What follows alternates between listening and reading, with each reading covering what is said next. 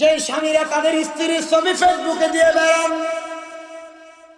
আপনারা যারা আপনাদের স্ত্রীদেরকে ঘুমটা ছাড়া পর্দা ছাড়া রাস্তায় বের হতে দেন, আপনারা যারা আপনাদের স্ত্রীদেরকে ব্যাপারটা ভাবে তাদের দেওরের সামনে দেবরের সামনে যাইতে দেন, পরপুরুষের সামনে যাইতে দেন, আপনারা যারা আপনাদের স্ত্রীদেরকে দিয়ে বাজার করান, কয়জনে করতে পারবে পর্দার সামনে?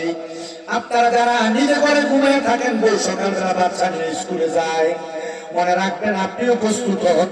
এই জন্য আশেক সুরে সুরে লেগে সাবধানে থাকিও নারী পর্দার আড়ালে, বলেন সাবধানে। ওরে হাদিসে হারাম লেখে অন্য দেখিলে, আইরে হাদিসে হারাম লেখে অন্য দেখিলে, সাবধানে থাকিও নারী কন্যা, সাবধানে থাকিও নারী। আরে আজকালকার নারী গণে তারা স্বামীদেরকে গণে রেখে, আরে আজকালকার নারী গণে তারা স্বামীদেরকে গড়ে রেখে, এই মার্কেটেতে ঘুরে বেড়ায়, রাস্তায় রাস্তায় ঘুরে বেড়ায় রাইউসের বেশে, সাবধানে থাকিও নারী পর্দার আড়ালে, বলেন সাবধানে। ওরে হাদিসে হারাম লেখে অন্য দেখিলে, আইরে হাদিসে হারাম লেখে অন্য দেখিলে, সাবধানে থাকিও নারী পর্দার আড়ালে। আরে নারীদের রূপ দেখিয়া কত পুরুষে যায় মাতাল হইয়া, আরে নারীদের মেকআপ দেখিয়া কত পুরুষে যায় মাতাল হইয়া, তারা জানে না সে কারণে যাবে দোজখের মাঝে, সাবধানে থাকিও নারী পর্দার আড়ালে, বলেন সাবধানে থাকিও নারী পর্দার আড়ালে। তাহলে আমার আল্লাহ তাআলা পর্দার ব্যাপারে কুরআনুল কারীমে কি বলেন? আল্লাহ বলেন বিসমিল্লাহির রহমানির রহিম, ওয়া করনা ফি বুয়ুতিকুমনা ওয়া লা তাবাররাজনা তাবাররুজাল জাহিলিয়াতিল উলা। জবান খুলে উচ্চ কণ্ঠে জোরে জোরে বল আল্লাহু আকবার। আমার আল্লাহ জানায়া দেয়, বান্দা তোমরা তোমাদের নারীদেরকে জাহিলিয়া যুগের মহিলাদের মতো বের হতে দিবা না। বলে হুজুর কেন? বলে জাহিলিয়া যুগের মহিলারা যখন বের হতো তারা এমন পোশাক আশাক পরে বের হতো, তার লজ্জাস্থানগুলো দেখা যাওয়ার কারণে তারা ধর্ষিত হইত। দেখেন সোনার বাংলাদেশের দিকে তাকায়া যে মেয়েরা বেহায়াপনা কইরা ছোট ছোট জামা কাপড় পরে, টাইট ফিটিং জামা কাপড় পরে রাস্তায় বের হয়, এরা ইফতিজিং এর শিকার হয়, রাস্তার মধ্যে বাজে ছেলেদের আক্রোশের শিকার হয়। কথা কোন ঠিক না? আমি বলবো রে আমার কাজীর এলাকার পর্দার অন্তরালের আমার আম্মু জিরা গো, তোমরা যারা আমার বয়ান শ্রবণ করতেছো, আল্লাহ তাআলার কোরআন রাসূলের পাকের হাদিস মোতাবেক, আল্লাহ তাআলার কোরআন রাসূলের পাকের হাদিস মোতাবেক একটা মহিলাকে অনেক সম্মান দিয়েছে, ইজ্জত দিয়েছে। যদি তুমি তা পালন না করতে পারো তোমার ইজ্জত তুমি হারাইবা। বাংলাদেশে ইফতিজিং এর শিকার হচ্ছে অনেক মেয়েরা। গত কয়েক 5 দিনের একটা অবজারভেশন দেখলাম, মাত্র 85 জন 5 দিনের ভিতরে ধর্ষণের শিকার হয়েছে। ও মুসলমান, তোমার বোন তোমার মা যদি নিরাপদ না থাকে, যদি ধর্ষণের শিকার হয়, তাহলে এই সোনার বাংলাদেশে মহিলারা কেমনে চলাচল করবে? এটার জন্য আমি ধর্ষকদেরকে দোষ দিই না, এটার জন্য আমি 1 নম্বর দোষ দিই আমরা নিজেদেরকে। বলে হুজুর কেন কেন কেন দর্শকদেরকে কেন দোষ দেন না? আরে বাবা, তোমার স্ত্রী, তোমার মাইয়া, তোমার বোন মায়ের ব্যাপকভাবে বের হয়, তাদের শরীরের অঙ্গভঙ্গি, তাদের শরীরের গোপনীয় স্থানগুলো পুরুষ মানুষ দেখে বিদায়। এবার তাদের ভিতরে একটা এমন আক্রোশ তৈরি হয়, তার প্রতি বাজে নেশা তৈরি হয়। ওই বাজে নেশা দিয়ে তার প্রতি খারাপ নজর পড়ার কারণে তার প্রতি একটা লোভনীয় ভাব দিয়ে তাকে ইত্তেজিনি করা শুরু করে। এরপর রাস্তার মধ্যে গোপনীয় জায়গায় নিয়ে তারা ধর্ষণ করে। এবার আপনারা বলে এমন পর্দার বিধান লঙ্ঘন করে যে মহিলারা চলাফেরা করে, এরা যে ধর্ষণের শিকার হয়, দর্শকদেরকে দোষ দেওয়ার আগে মহিলাদেরকেও দোষ দেওয়ার দরকার আছে। আপনার কষ্ট হইতেছে কোন? আপনারা আর যদি গেটে এসে কেউ দাঁড়ায় কাউকে বসতে বলবেন না। দেখেন বসতে বলছেন, গেটের লোকগুলো চলে গেছে। আমি বলছি যে বসতে বললেন না, এখন তো দাঁড়াই আওয়াজ শুনছে, এখন তো হয়ে গেছে আওয়াজ শুনবে না।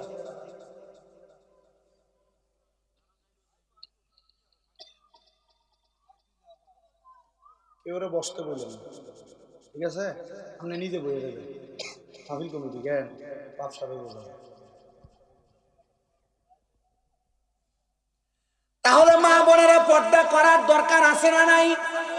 এ মুসলমান, কেন তুমি তোমার মাকে তোমার বোনকে পর্দা করাইবা? আমি একটা ছোট্ট কথা বললে আপনি বুঝতে পারবেন।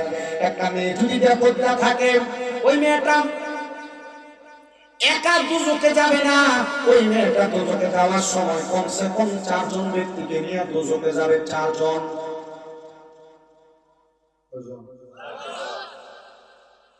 আপনারা একটু হিসাব মিলাইবেন, আপনি নিজে দুজকে যাবেন কিনা হিসাবটা মিলাবেন। একটা মেয়ে যদি পর্দা না করেন, একটা মহিলা যদি পর্দা না করে, ওই বেপর্দা থাকার কারণে যখন কোন বাবা তার কন্যা সন্তানকে জন্ম দেয়, আমরা সবাই জানি একটা কন্যা সন্তান যার ঘরে আছে সে একটা জান্নাতের মালিক হয় কিনা? 2টা কন্যা যার ঘরে আছে সে 2টা কন্যা সন্তানের কারণে 2টা জান্নাতের মালিক হয়। যার ঘরে 3টা কন্যা সন্তান আছে সে নবীজির সাথে একই জান্নাতে থাকে। কিন্তু বাবা, আপনি মাইয়া জন্ম দিলেন, কথা সত্য, আপনার মাইয়াটা গায়ে হলুদের অনুষ্ঠানে যে তিরিং বিরিং করে নাচে। আপনার মাইয়া জন্ম দিলেন, কথা সত্য, আপনার মাইয়াটা ওই যে কি বিড়ি জানি হেনে না গেলে প্রত্যেক বিশুদ্ধবারে শুক্রবারে ভালো লাগে না। আপনি মাইয়া জন্ম দিয়েছেন, কথা সত্য, আপনার মাইয়াটা ঘুমটা ছাড়া রাস্তা দিয়ে হাঁটে, শাড়ি কাপড় পরে মাথা দেহায় দেহায় হাঁটে, বোরকা পরে টাইট ফিটিং বোরকা, জামা পরে ছোট্ট ছোট্ট। এই মাইয়ার কারণে জান্নাত তো পাবেন না। ও মাইয়া যখন মারা যাবে, মাইয়ার প্রশ্ন করবে তুমি কেন এমন অবস্থা, তুমি কেন দুর্যোগবাসী করে যায় পর্দার কারণে?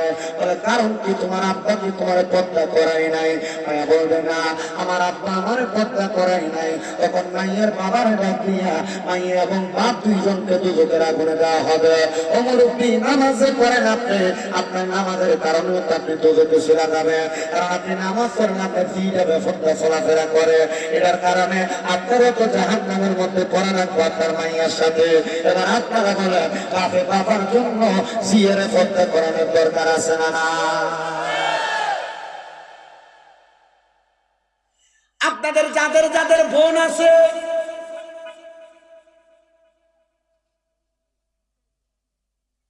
আপনাদের যাদের যাদের বোন আছে, আপনারা বোনকে মোটর সাইকেলের পেছনে নিয়ে নিয়ে ঘুরেন। আপনার বোন ঈদের মার্কেট করতে দেয়, যে সামনে ঈদ আসতেছে, ঈদের মার্কেটে গেলে পুরুষের চাইতে বেশিরভাগ মহিলা বাজারে বাজারে দোকানে দোকানে ঘুরে। আপনি তাকে দেখেন, এগুলো আপনার বোন, আপনার বউ, আপনার মা, আপনার জিয়ে চলে। এ সারাস্তির কাদির কাপড়ে মহিলারা ঈদের সময় যারা ব্যাপারটা ভাবে ঘুরবা, বহু মহিলার খবর এখনো পাওয়া যায় ঈদের মার্কেট করতে দেয়া হ্যাঁ দেয়া গেছে গা, রোজা ডো রাখতে পারে না, ভারী খেয়ে ভেঙে গেলা।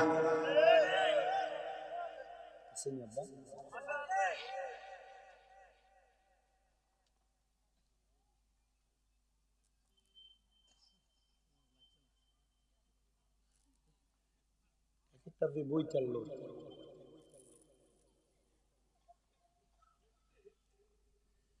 তাহলে আপনারা মনে রাখবেন, আপনারা যারা কোন বোনের ভাই আছেন, আপনারা আপনাদের বোনকে পর্দা করাইবেন। কারণ একটা বোন যদি পর্দা না করে তাহলে ভাই তার জন্য জবাবদিহিতা করা লাগবে। আপনার আন্ডারে যতদিন আপনার বোন চলাফেরা করবে, এবার বলেন ভাইয়ে জাহান্নামের আগুন থেকে বাঁচার জন্য তার বোনকে পর্দা করানোর দরকার আছে না না?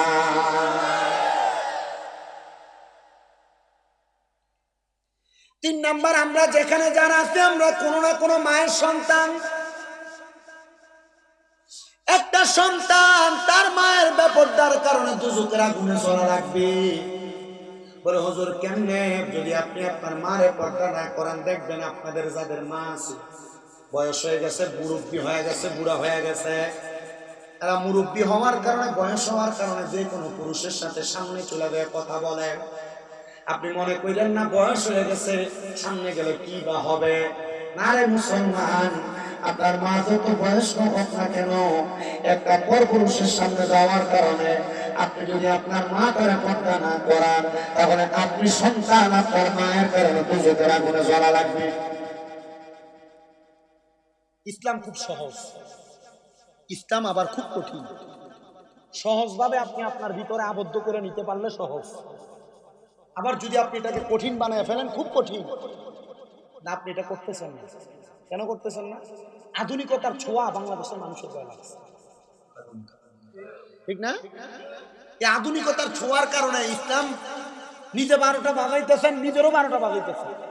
দুনিয়া আখিরাত দুটোটা নষ্ট হবে আপনার। আল্লাহ বুঝার তৌফিক দিন। আমার মুসলমান ইমানদারেরা, যারা বিয়েটা বানাইতেছেন আপনারা আবার শুনেন, যদি কোনো স্বামী তার স্ত্রীর পর্দা না করায়, তাহলে স্বামী তার স্ত্রীর কারণে জাহান্নামের আগুনে জ্বলা লাগবে।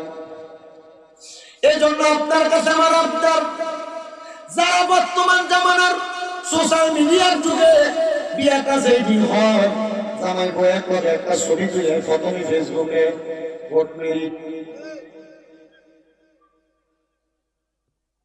ফেসবুকে বউয়ের ছবি দেয়, দেয় না? দেয় না?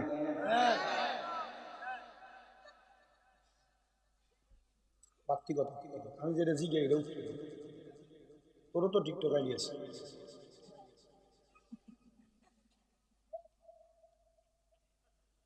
যে স্বামীরা তাদের স্ত্রীর ছবি ফেসবুকে দিয়ে বেড়ান,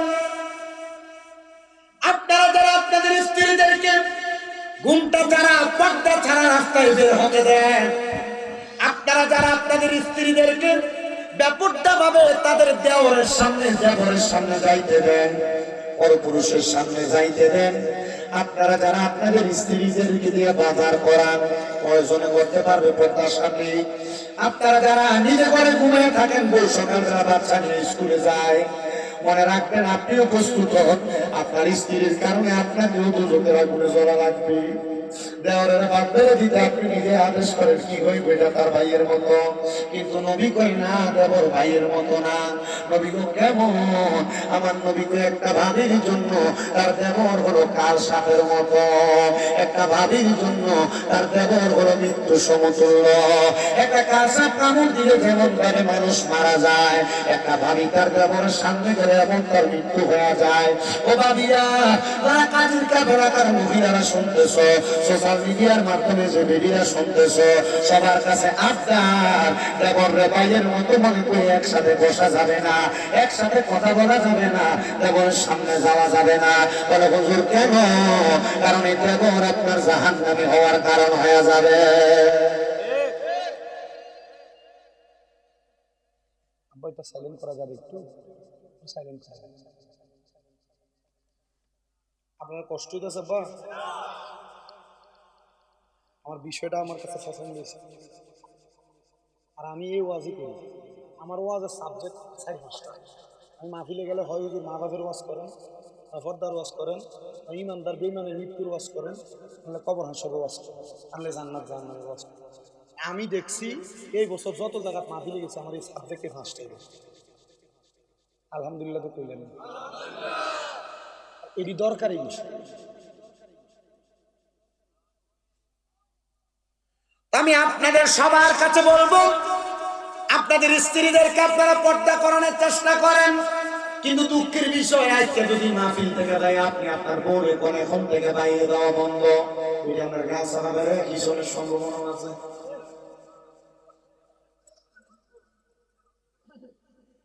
না সবাই না, আবার মনে কষ্ট নিয়ে আজকে থেকে যদি বলেন তোমার পর্দা করা লাগবে, ঢাকনা দিয়ে থাকা লাগবে, আপনার বউ আপনার কথা শুনবে না।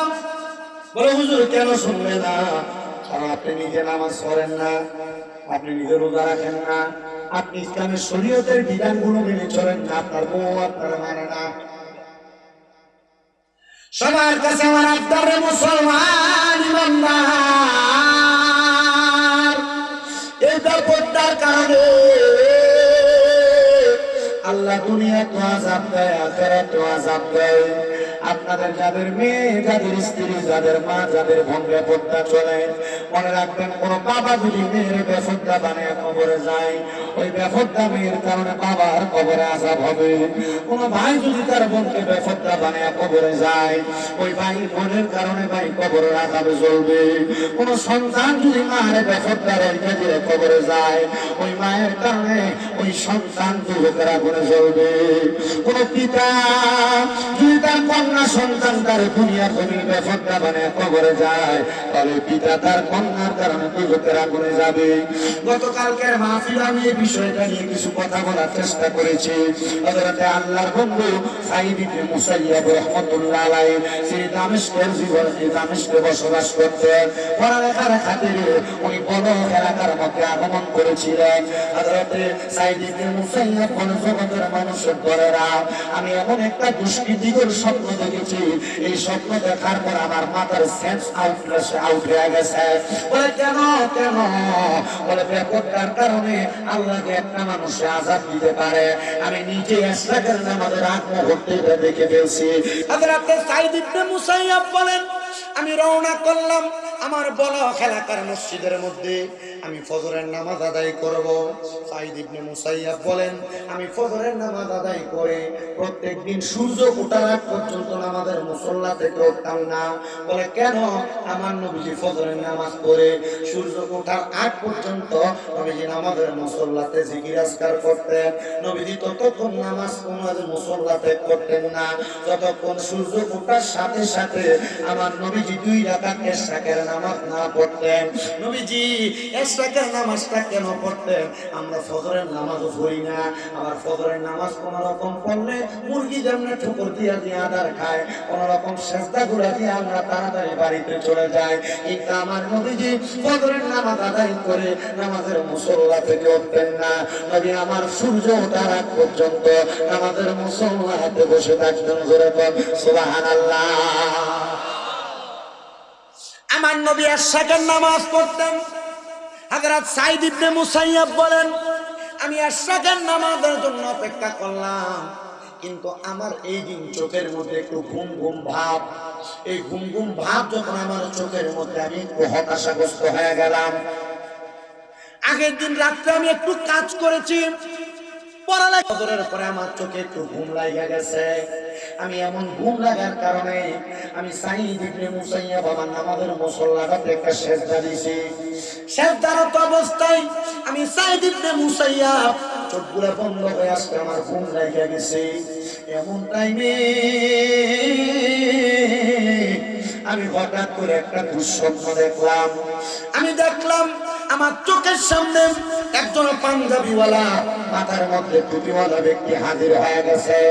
আমি তাকে দেখলাম ওনার নাভি থেকে পায়ের তালু পর্যন্ত আগুন ধাউ ধাউ করে জ্বলতেছে, আর নাভি থেকে মাথার তালু পর্যন্ত সুন্দর ভালো অবস্থা। আমি ওনার জিজ্ঞাসা করলাম, এ বাবা, আপনার নাভি থেকে তালু পর্যন্ত কেন আগুন জ্বলে, আর উপরের অংশ কেন ভালো আছে? উনি আবার উত্তর দেন, হুজুর, আমি স্বপ্নে আপনাকে এই জন্য দেখা দিয়েছি, যদি আপনার কারণে আল্লাহ তাআলা আমার কবরের আযাবটা মাফ করে দেয়। বলে কারণ কি? কারণ কি? বলে কারণ হইল আমার 2টা কন্যা, একটা কন্যা ভালো আর একটা কন্যা খারাপ। বলে হুজুর কেন কারণটা বলেন? বলে আমি যখন দুনিয়া থেকে ইন্তেকাল করি, ইন্তেকাল করার সময় আমার একটা কন্যা সন্তান ছিল, যার বয়স ছিল 12 থেকে 13 বছর। ইন্তেকাল করার সময় আমার স্ত্রীর গর্ভে একটা সন্তান ছিল, যে সন্তানটার গর্ভে থাকা অবস্থায় বয়স ছিল 5 মাস। আমার 13 বছরের কন্যাটারে আমি নামাজি বানাইছি, কোরআন পড়নেওয়ালা বানাইছি, রোজা রাখনেওয়ালা বানাইছি, পদ্মাশীল বানাইছি, কিন্তু আমার যে কন্যাটা আমার স্ত্রীর গর্ভে ছিল, আমার ইন্তেকালের পরে আমার স্ত্রী তার সুন্দর করে মানুষ করতে পারে না। যুগের হালের পরিবর্তনের কারণে আমার মেয়েটা বেতনটা ঘুরে ফেরায়, আমার মেয়েটা মানুষের সঙ্গে অশ্লীল আচরণ করে, বাজে ব্যবহার করে। আমার ভালো মেয়েটার কারণে আল্লাহ তাআলা আমার শরীরের অর্ধেক অংশ ভালো রাখছে, কিন্তু যে মেয়েটা বেপরদা, এই মেয়েটার কারণে আমার শরীরের আধাটা অংশ আগুনে দাও দাও করে জ্বলতেছে। জোরে জোরে বলেন বাবা নাউজুবিল্লাহ। সাইদ ইবনে মুসাইয়্যিব বলে, আল্লাহ এমন স্বপ্ন তুমি আমারে দেখাইলা, যে স্বপ্ন দেখা আমি ঠিক মতো খাবারও খাইতে পারি না, এবারেতে আমার মনোযোগ হয় না। সাইদ ইবনে মুসাইয়্যিব মনে মনে চিন্তা করে উদ্যোগ নিলেন, আমি পুরো বড় এলাকার ঘরে ঘরে তালাশ করব কে সেই ব্যক্তির পরিবার। পুরো এলাকা তালাশ করলাম, পুরো পরিবারের সন্তান পাইলাম না। হঠাৎ করে একটা ঘরের দরজার সামনে গেলাম, যে দেখলাম ঘরের দরজাটা ভিতর থেকে মাইরা দেওয়া। আমি সালাম দিলাম, আসসালামু আলাইকুম ওয়া রাহমাতুল্লাহ। আমার সালামের কোনো জবাব দেয় না। দ্বিতীয়বার সালাম দিলাম, আসসালামু আলাইকুম ওয়া রাহমাতুল্লাহ। আমার সালামের কোনো জবাব দেয় না। আমি তৃতীয়বার সালাম দিলাম, সালামের কোনো জবাব না দিয়া আমি দেখলাম দরজাটা খুইলা একটা মেয়ে বের হইয়া তার হাতের মধ্যে থেকে অনেকগুলো ময়লা পানি আমার গায়ে মেলা মারছে, আমার গায়ে ফিক্কা দিছে, আমার গায়ে ময়লা হয়ে গেছে। আমি রাগান্বিত হইলাম, আমি আর তাদের ঘরের সামনে দাঁড়াইলাম না, আমি তাদের ঘরের সামনে থেকে ফিরা আমি পশ্চিম পিছনে দিয়ে যাইতে লাগলাম। এমন টাইমে হঠাৎ করে শুনলাম একটা মেয়ের কণ্ঠে আমার সালামের জবাব দেয়, ওয়া আলাইকুমুস সালাম ওয়া রাহমাতুল্লাহি ওয়া বারাকাতুহু। আমি সালামের জবাব পাইলাম, রাগান্বিত হইয়া আমি তার দিকে ফিরে তাকাইলাম না, আমার আবার জবাব দেয়, ওয়া আলাইকুমুস সালাম ওয়া রাহমাতুল্লাহি ওয়া বারাকাতুহু। আমি আবার তার দিকে ফিরে তাকাইলাম না। আমি 3 বার সালাম দিয়েছি, আমার তৃতীয়বার আবার সালামের জবাব দিছে, ওয়া আলাইকুমুস সালাম। 3 বার সালামের জবাবটা পাইয়া আমি তারপরে ফিরে তাকাইলাম না, কিন্তু আমি দেখলাম 3 বার সালাম দেওয়ার পরে চতুর্থবার ওই মেয়েরই কণ্ঠে আমার জবাব দেয়, আসসালামু আলাইকুম ওয়া রাহমাতুল্লাহ। আল্লাহু আকবার। উনি 3 বার সালাম দিছিলেন, ওনার জবাব উনি 3 বার ফেরত দিয়েছেন, কিন্তু যখন ওই মেয়ের জবাব পাইও উনি ফিরে তাকান নাই। উনি যখন পাইলেন আরেকবার ওনার সালাম দিয়েছে, চতুর্থবার এই সালাম পাই উনি জবাব দিয়েছেন। উনি বলেন, আমি মেয়েটার দিকে ফিরে তাকাইলাম না, পেছনের দিকে আমি 20 কদম হেঁটে হেঁটে গেলাম। পেছনের দিকে 20 কদম হেঁটে যাইলাম, আমি মেয়েটাকে বললাম, মা তুমি আমার জন্য গায়রে মাহরাম। গায়রে মাহরাম মানে আমি তোমাকে দেখতে পারবো না, তুমি আমারে দেখতে পারবা না। ও বাবা, বাংলাদেশে আমরা যারা বসবাস করি, আমরা না শুধু মুসলমান যারা দাবি করে তাদের জন্য মাহরাম ব্যক্তি হলো 14 জন ব্যক্তি। এই 14 জন ব্যক্তি যারা অন্য কোনো নারীর দিকে কোনো পুরুষ মানুষ তাকাইতে পারবে না, জিনার গুনাহ হয়ে যাবে। বলে হুজুর তাকান তো লাগে রাস্তাঘাটে দোকানপাটে, একবার নজর করলে আপনি আপনার চোখ ঘুরে দিবেন, কিন্তু আমরা মুসলমান এমন জাতি, এরা একবার নজর করলে এমন ভাবে ছায়া থাকে বলে একবার সামনে শরীরের আকার আকৃতির সব গঠন বলে দিতে পারে। আপনার খারাপ লাগতেছে? বেটাটা কই যায়? বেটাটা যাক যাক যাক যাক, যে উত্তর দিচ্ছে বাবু।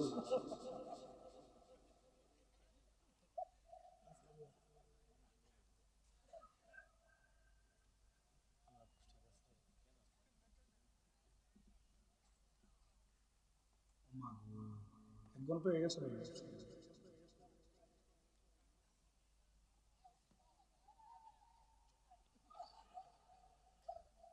সবাই পড়ে আলহামদুলিল্লাহ। আমার কাছে একটা জিনিস ভালো লাগতেছে কেন জানেন? আমি আয়সা দেখছি অল্প কটা মানুষ, আমি যখন ঢুকতেছি তাকবীরের লোক দেখছি আপনারা কেমন মারমার করে চলে আমার কাছে খুব ভালো লাগছে। আলহামদুলিল্লাহ পরে আমার বক্তব্য পরে আমি মরে গেলে 2 বছর 3 বছর পরে আমার ভুলে যাবেন। আমার এই একটা কথা যদি আপনি মনে রাখতে পারেন, এটার কারণে যদি আপনি নাজাত পান, মরার পর যদি একটা কাজের কারণে আপনি জান্নাত পেয়ে যান, আপনি তোয়াই আমার জান্নাত পেয়ে যাবেন। আমার এইটাই দরকার। রাজি আছেন না ইনশাআল্লাহ? সব মুসলমানের কবুল করুন।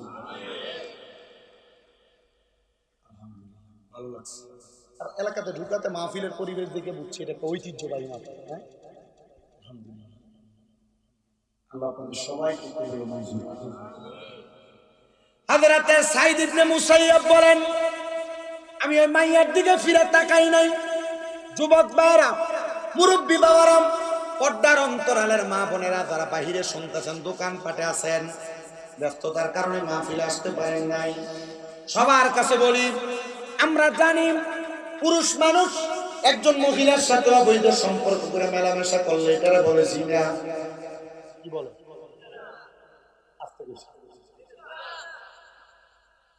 আর বিবাহিত পুরুষ, অবিবাহিত নারী হোক বিবাহিত নারী হোক, তার সাথে মেলামেশা করলে এটারে বাংলা ভাষায় পরকীয়া বলে। বিবাহিত নারী অবিবাহিত হোক বা বিবাহিত হোক, এমন পুরুষের সাথে মেলামেশা করলে এটাকে পরকীয়া বলে। বড় অবাক হবেন, আমার কুমিল্লার চান্দিনার একটা ছেলে ফোন দিয়েছে ওমান থেকে। ছেলেটা আমার ফোন দিয়া কই, হুজুর যদি সময় থাকে আপনার কাছে আমি একটা কষ্টের কথা বলতাম। আমরা প্রবাসী মানুষ, প্রবাসীরা অনেক কষ্ট নিয়ে থাকে। আমি জিগাইলাম, ভাই সময় আছে, তবে এখন না, আগামীকালকে জোহরের পরে সময় কল দিয়ে আমি আপনার কথাগুলো শুনবো।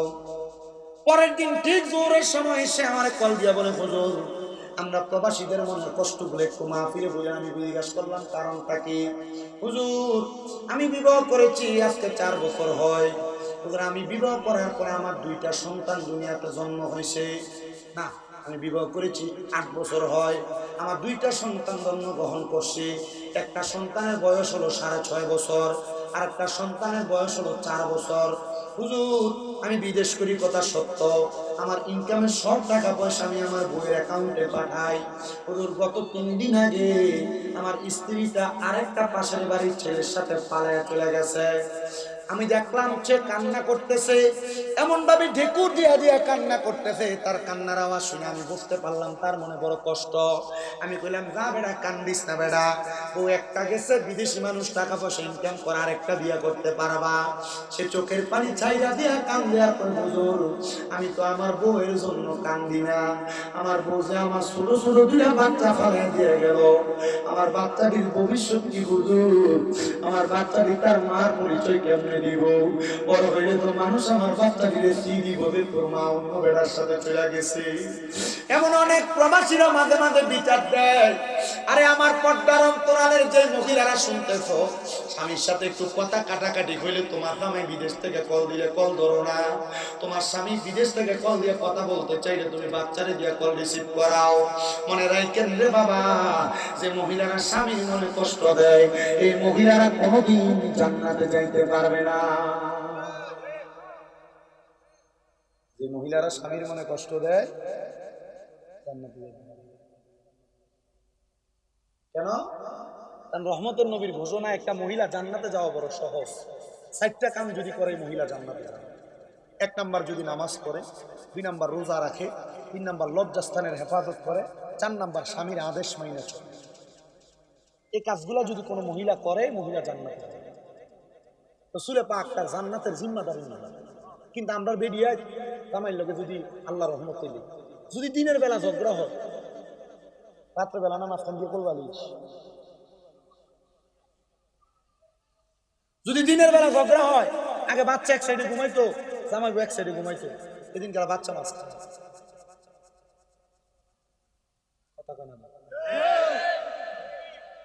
আমাকে চিন্তা করতেছে, কথা তো উচিত কিন্তু বক্তব্য কি?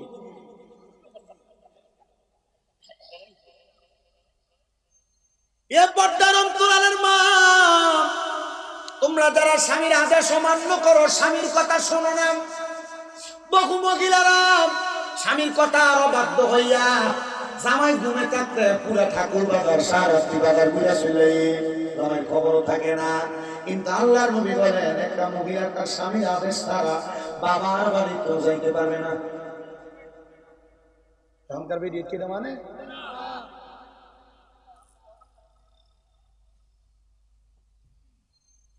বাবা ভাইয়েরা বন্ধুরা আমার,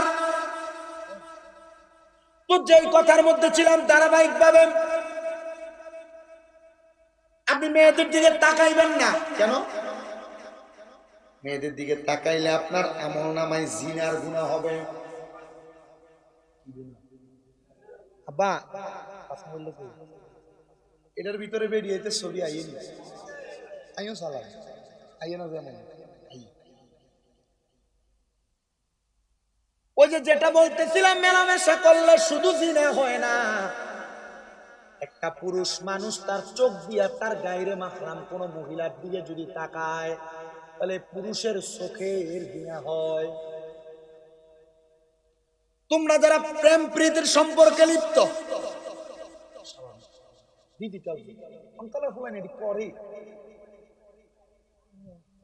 আমরা কথার কথা কইলে না, এখনকার বলেন এটি করে।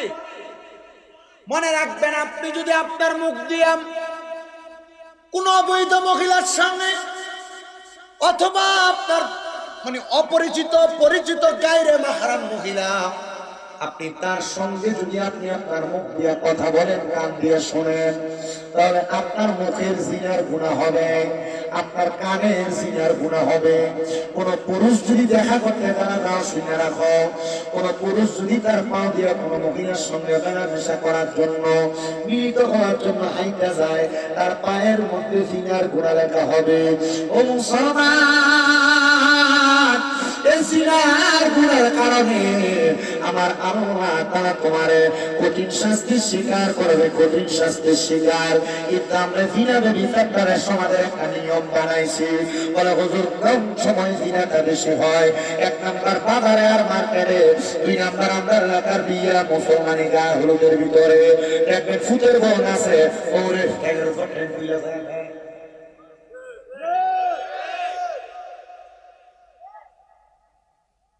বাস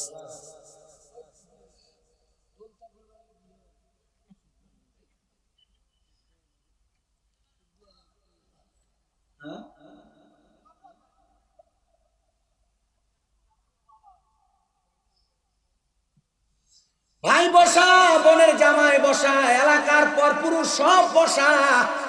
মাইয়া কত সুন্দর জামা কাপড় লাগে, কাপড় পরে আইসা নাচতাছে, তো তুমি গুনার ব্যবস্থা করে দিলা। দেখবেন ডিজে পার্টির কনসার্ট করে, গান বাজনা করে। আবার এই এলাকার ইমাম সাহেব বিয়ার ভিতরে যে দোয়া করে, আল্লাহ এই বিয়ার মাধ্যমে যে সন্তান হবে তার একটা নেক সন্তান বানাইয়া দিও। গান বাজনার মতো হারাম কান করে বিয়া করাইলো, এটার ভিতরে নেক সন্তান হবে আল্লাহর কসম। এই জিফুতে বড় হইয়া মা বাপরে কোনোদিন বাদ দিত না।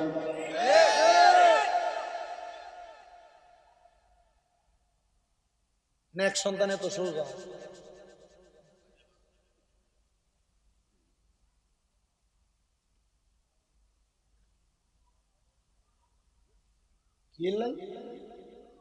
তাই যে করি রে কি, আচ্ছা যাইয়ে না।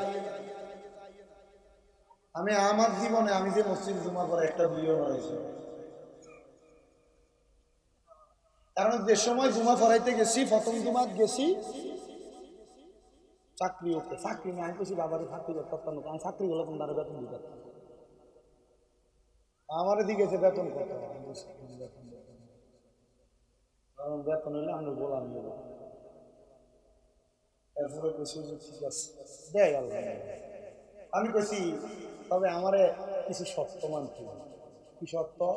কোন সময় এই হুজুর দেরি হয়েছে, এই হুজুর এটা হয় না কা,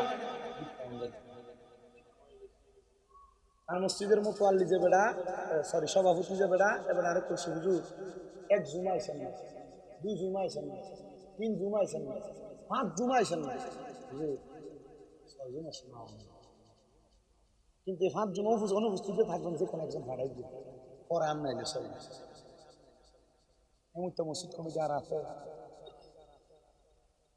আমি বলছি যতদিন সম্মান দিবেন ততদিন আমার কাছে আছে, আমার সম্মান শেষ। আসসালাম আমার চাকরি নিয়ে যাচ্ছে। আপনারা হয়তো দেখছেন ইউটিউবে অনেক মসজিদ একটা থেকে যে বাড়ির মসজিদ কমিটির ইজ্জত পানিবা। কারণ এটার আর একটা কারণ আছে, আমরা সমাধান করা মসজিদ কমিটির সভাপতি হয়েছি, মসজিদ কমিটির সেক্রেটারি হয়ে বসত, এলাকার সর্দার মাথা বড় সুদ করার এডি ইমাম মুয়াজ্জিনকে দাম দিয়ে কথা কইবে, এটা আমি মানি এটি জীবন। কারণ এ খায় সুদ খায় ঘুষ, এ বড় হক খাইয়ে ফেড, এটার ভিতরে এত বড় এর হয়েছে, এর ভিতরে থাকবে তো বতা করো।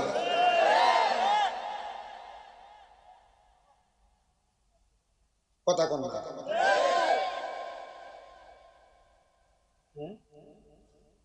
আমার রমজান নাইতেছে সামনে, আর একটা কথা ভেঙে দিয়ে যাই। বহু এলাকার ভিতরে এই জাতের কমিটিরাই দেখবেন তারা সন্তান নাম দিয়ে টেহা তোলে, তুলে ইমাম আর মুয়াজ্জিনদের কিছু কিছু দিয়ে বাহিরে মসজিদ আসেনি আসেনি। তোমার বেড়া এত কষ্ট করে তারাবি বড়াইলো, টিয়া পাইবো বেড়া, আপনি মসজিদে রাখছেন কোন ফলে? তাই মসজিদের কাম আছে কেন? আমি মাঝে মাঝে চিন্তা করি এই মসজিদ কমিটির আল্লাহ তাআলা জালেম হিসেবে ইচ্ছা মতো ভিতরে ইচ্ছা মতো সোশ্যাল মিডিয়ার মাধ্যমে যাই মসজিদ কমিটিরা যদি হনেন সাবধান, তরবি সামদার টিয়ার নাম দিয়া হুজুরের টিয়া মাইরা খাইয়েন না। আপনাদের খুশি যারা খায় হেতার গায়ে হবে আসেনি কথা মানে আসেনি।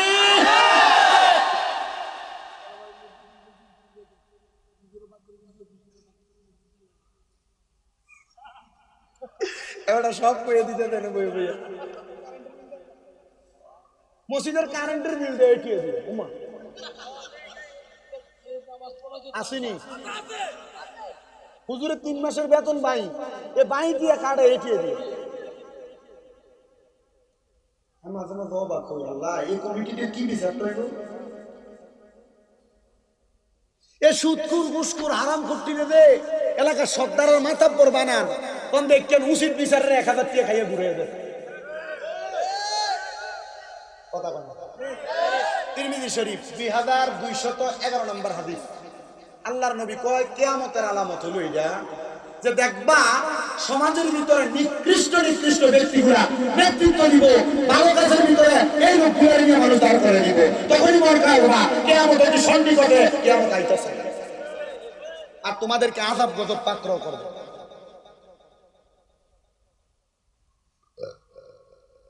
রে এই নিজামটা ইশারা দাও,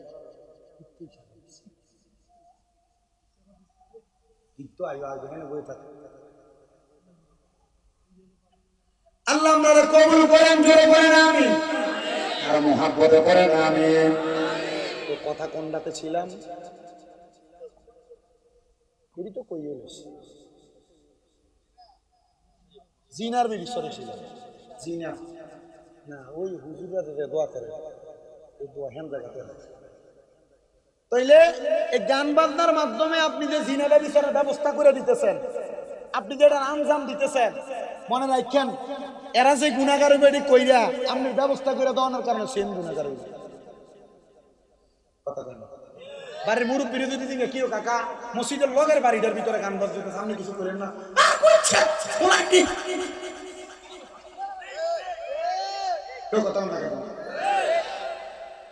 ফেসবুকের ভিতরে দেখলাম কোন মুরব্বী জানি রাতটা গান বাজাইছে দেখে তাহলে হারিয়েছে স্টেজের সামনে। আল্লাহ কোন দিন আমাদেরকে বোঝার সে সহি বুঝ দান করবে আল্লাহ। আমি আপনাদের কাছে আরো কিছু কথা বলার চেষ্টা করি, জিনা ব্যভিচার হয়ে এমন কর্মকাণ্ড বন্ধ করা লাগবে। এই যে পার্ক বলেন, বিভিন্ন রেস্টুরেন্ট বলেন, বিভিন্ন গান বাজনা জায়গা বলেন, তারা এগুলার ব্যবস্থা করে দেয়, নাচানাচি ঘুরাঘুরির ব্যবস্থা করে দেয়। আপনারা মনে করছেন তারা এগুলা করছে ব্যবসার উদ্দেশ্যে, তারা বাঁচবো? জি না, এদের কারণে যে ব্যবস্থা হবে সবগুলার গুণা তারা ব্যবস্থা করে দিব, তাদের আমল নামাতে হইব। এক স্পিকারওয়ালা সকল নিয়ে আসেনি, এক স্পিকারওয়ালা আমার ঠিক আছে হুজুর, তা আমরা তো স্পিকারের ব্যবসা করি, মানে এই গান বাজনার ভিতরে বাড়া দিলে আমরা গুণ হইবনি, আগে তো তোমার আমল নামা কথা বলে বলে এটা না আমরা ব্যবসা। আরে ব্যবসা হইলো, ব্যবসার ভিতরে হালাল আছে হারাম আছে। তো তুমি সুদের এটাও তো ব্যবসা, এটাও তো বানালে কি করে তার লাভ হইব। তো তুমি যে এটা করতেছো এটা দিয়ে তো গুনার কামে বইটা কি লেগে করো। আল্লাহ বুঝার তৌফিক দিকে আমিন করুন। যে কথাই ছিলাম ওই যে সাইদ ইবনে মুসাইয়্যিব, তিনি কি মায়ের দিকে চাইছিল ফিরা? কি লেগে চাইছে না?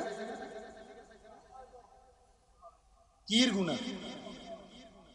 কির গুনাহ? চোখের জিন হইব জোরে কোন কির গুনাহ? তো আমনের জিয়ারে আমনে আর দিবেন নি বেড়াইতে সামনে বেপরদা ভাবে যাইতো। স্কুলে যাওয়ানোর সময় দিবেন নি কোনো পর্দা ছাড়া যাইতো। সিদ্ধান্ত আমরা। আসেন আমার বাবা ভাইয়েরা বন্ধুরা রে, আগে তো সাইদ ইবনে মুসাইয়্যিব বলে মা তোমার কাছে জানতে চাইবো মা, তোমার আব্বা জান কি তোমার দুনিয়াতে 12-13 বছর রাইতে মারা গেছিল? ও মা তোমার মায়ের গর্ভে কি একটা সন্তান ছিল? বলে হ্যাঁ। হুজুর যে মেয়েটা আপনার পানি মারছে এটাই আমার বোন। হুজুর তার পক্ষ থেকে মাপ চাই, হুজুর আপনি মাফ করে দিবেন গো। কেন আপনি আমার বাড়ির দরজার সামনে আসলেন? হুজুর ডাক দিয়ে কয় মা যে খবর নিয়ে আইছি গো ওই খবরের প্রমাণ আমি পায়া গেছি গো।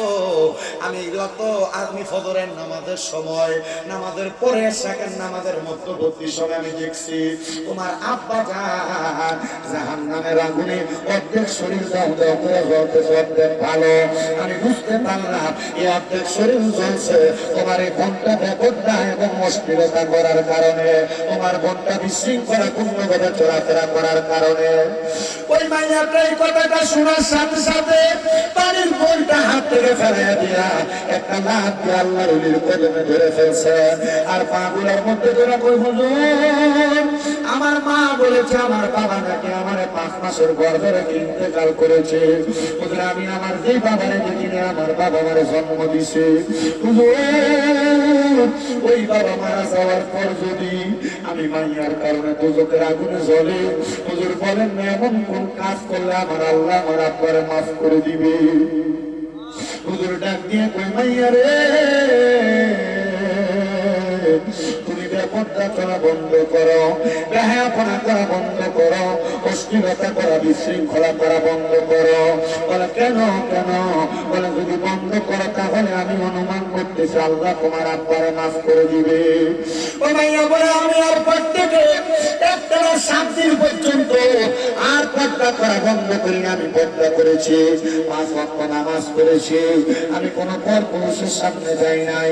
আমি 7 দিন একটানা আল্লাহর কাছে কান্নাকাটি করেছি আর বলেছি আল্লাহ আপনার কাছে আমার ফরিয়াদ, আপনি যে দুনিয়ার জমিনের মধ্যে আমার আব্বা জানকে নিয়ে গেছেন আমার দিন বানায়া, ওই আব্বা আমি মাইয়ার কারণে দুজকের আগুনে জ্বলে।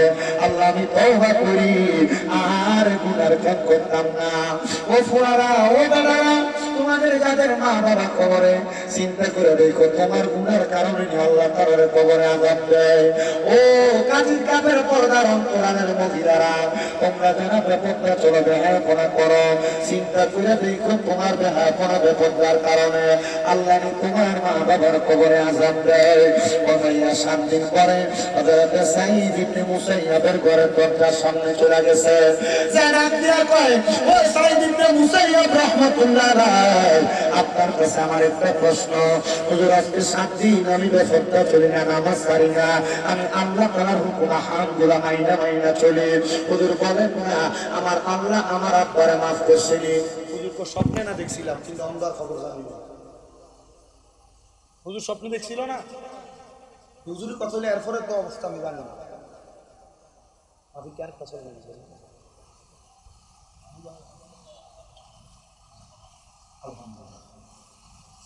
শুনেন আমার বাবা ভাইয়েরা বন্ধুরা,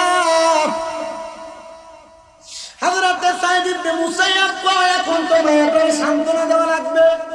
মায়া কান্দে আর কয় হুজুর আমার আব্বা জানের অবস্থা কেমন আপনি বলেন, আপনি না বললে আমার আল্লাহ তাআলা আমার আব্বারে মাফ করবে না। হুজুর ডাক দিয়ে কয় মা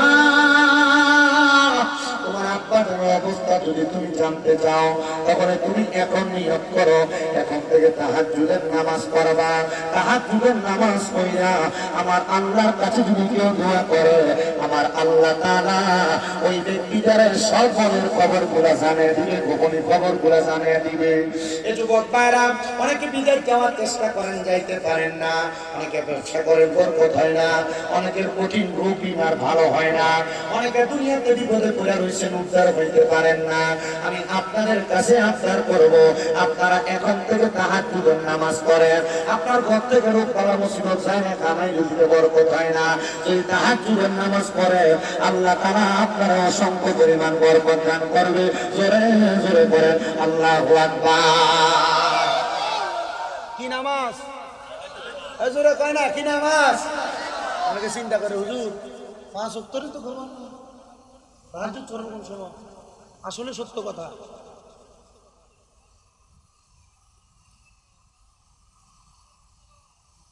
বন্ধ কয় কেন? এগুলো আরো বড় শয়তান।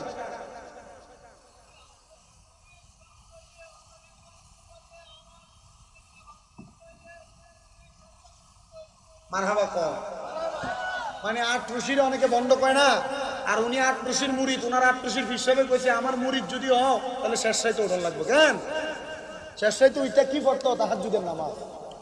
মারহাবা কর। আসলে এটা আমি দেখছি বর্তমান জামানায়, এটা তো প্রথম থেকে আমার জন্মের পর থেকে দেখছি মুরব্বীরা ফজরের নামাজের 10 মিনিট 15 মিনিট আগে ওইটা গজল গায়, জিকির আজকার করে। কিন্তু এই 2-3 বছর লাস্ট খবর পাই বিভিন্ন জায়গায় মুরব্বীরা গজল গাইলে, জিকির আজকার করলে কিন্তু বেড়া ফজরের আজানের আগে দিয়ে উঠতে পারবে না। হয়নি এডি রোজার মাসে সাহারি রান্নার লেগে পর্যন্ত ডাকে, সাহারি রান্না করার জন্য ডাকতো, ইফতার সাহারি পাকান এটার জন্য ডাকতো, সাহারি করেন এটার জন্য ডাকতো 1-1.5 ঘন্টা আগ থেকে।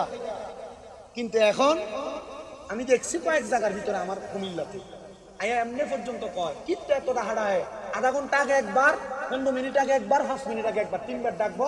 এতটা হাঁড়াই দরকার নেই। সবার ঘরে ঘরে মোবাইল আছে, মোবাইলে এলান আছে। বহুত বেড়াই দেখা গেছে মোবাইলে এলান বাজছে, কিন্তু বেটার ঘুমের কারণে খবর নাই, সাহারি খাইতে পারছে না, দিনে 12টা দিকে রোজা রাখবেন গেলাম।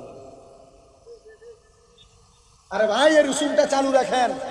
মসজিদে মসজিদে জিকির আজকার চলবে, মসজিদে মসজিদে ইবাদত চলবে, মুরব্বীরা গজল গাইবে। এই রসুলগুলার কারণে বাচ্চারা শিখবে, পরবর্তী জেনারেশন এগুলা বুঝবে, জানবে। কিন্তু এটা চালু না রাখার কারণে এখন কালার মানুষ ইবাদত থেকে দূরে সরে যেতে। আল্লাহ আমাদের বুঝার তৌফিক দান করুন, আমিন পড়েন। ওই মেয়েটারে হুজুর ডাক দিয়ে কই তুমি তাহাজ্জুদের নামাজ পড়ো। নবীজিও বলেছেন ও দুনিয়ার উম্মতের দলেরা, এই তাহাজ্জুদের নামাজের কারণে আল্লাহ তাআলা বান্দারে সফলতা দান করে। কারণ আল্লাহ নিজেই বলেছেন আমি নবী যদি তাহাজ্জুদের নামাজ পড়ি আমার অতি 70 মাকামে মাহমুদ প্রশংসার জায়গা দান করা হবে।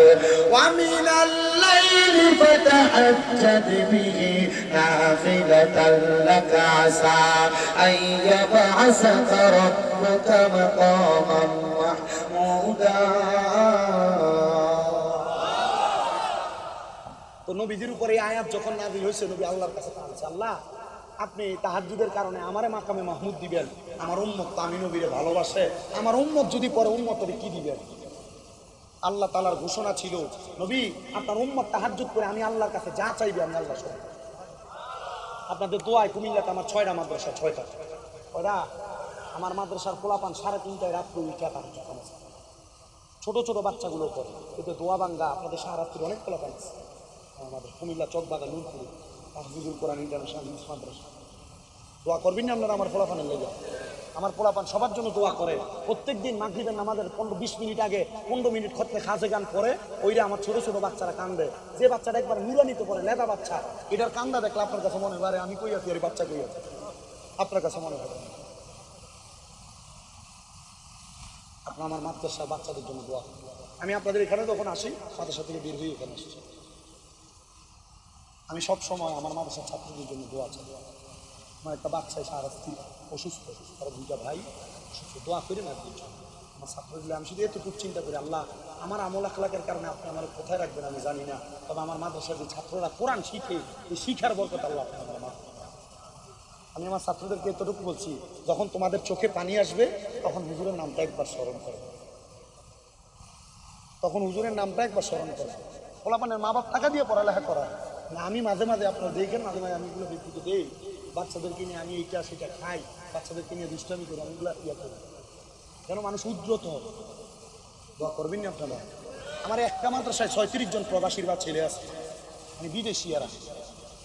হুজুর আপনার এগুলো দেখে আমার ভালো লাগে, আপনারা আমার 2টা বাচ্চা আপনার দিয়ে দিলাম। ওই নরসিংদী বেলাবোর বাচ্চা আমার মাদ্রাসা, ব্রাহ্মণবাড়িয়া সরাইলের বাচ্চা আমার মাদ্রাসা, হবিগঞ্জের লাখাইয়ের বাচ্চা আমার মাদ্রাসা, শাহরাজপুরের বাচ্চা আমার মাদ্রাসা, মতলবের পোলাপান আমার মাদ্রাসা। আলহামদুলিল্লাহ বুঝবেন না?